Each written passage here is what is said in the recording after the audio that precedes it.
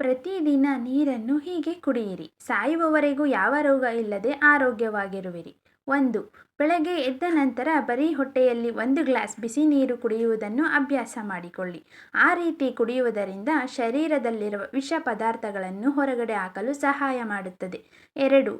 ಸ್ನಾನ ಮಾಡುವ ಅರ್ಧ ಗಂಟೆ ಮೊದಲು ನೀರು ಕುಡಿಯುವುದರಿಂದ ಬ್ಲಡ್ ಪ್ರೆಷರ್ ಅನ್ನು ಕಂಟ್ರೋಲಲ್ಲಿ ಇಡಲು ಸಹಾಯ ಮಾಡುತ್ತೆ. 3. ನಿದ್ರೆ ಮಾಡುವ ಮುಂಚೆ 1 ಗ್ಲಾಸ್ ನೀರು ಕುಡಿದು ಮಲಗಿ. ಆ ರೀತಿ ಮಾಡುವುದರಿಂದ ಹಾರ್ಟ್ ಅಟ್ಯಾಕ್ ಸಮಸ್ಯೆ ಬಾರದಂತೆ ತಡೆಗಟ್ಟಬಹುದು. 4. ಊಟ ಮಾಡಿಕೊಂಡಿರುವಾಗ ಮತ್ತು ಊಟ ಮಾಡಿದ ಅರ್ಧ ಗಂಟೆವರೆಗೂ ನೀರನ್ನು ಕುಡಿಯಬಾರದು. ಊಟ ಮಾಡಿ ಅರ್ಧ ಗಂಟೆ ಆದ ನಂತರ ನೀರು ಕುಡಿಯುವುದರಿಂದ ಆರೋಗ್ಯಕ್ಕೆ ಉತ್ತಮ ಎನ್ನಲಾಗಿದೆ. ಇದು ಎಕ್ಸಸೈಸ್ ಅಥವಾ ವರ್ಕೌಟ್ ಮಾಡಿದ ನಂತರ ಖಂಡಿತ ನೀರನ್ನು ಕುಡಿಯಿರಿ. ಹಾಗೆ ಮಾಡೋದ್ರಿಂದ ಡಿಹೈಡ್ರೇಟ್ ಆಗದಂತೆ ತಡೆಗಟ್ಟಬಹುದು. 6. ಗಮನಿಸಿ, ಯಾವಾಗಲೂ ನೀರನ್ನು ಕುಡಿದುಕೊಂಡೇ ಕುಡಿಯಬೇಕು. ಜೊತೆಗೆ ಗಟಗಟ ಅಂತ ಕುಡಿಯಬಾರದು. ಸಿಪ್ ಮಾಡಿಕೊಂಡು ಕುಡಿಯುವುದರಿಂದ ಆರೋಗ್ಯಕ್ಕೆ ಉತ್ತಮ. 7. ಒಬ್ಬ ಮನುಷ್ಯ ಪ್ರತಿದಿನ 2 ರಿಂದ 3 ಲೀಟರ್ ನೀರು ಕುಡಿಯಬೇಕು.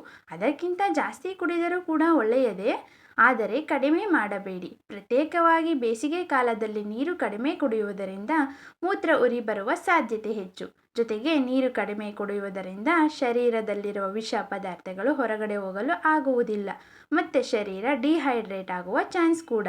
ಧಾರಾಳವಾಗಿ ನೀರು ಕುಡಿಯುವುದರಿಂದ ಚರ್ಮಕ್ಕೂ ಕೂಡ ಒಳ್ಳೆಯದು, ಆರೋಗ್ಯಕ್ಕೂ ಕೂಡ ಒಳ್ಳೆಯದು.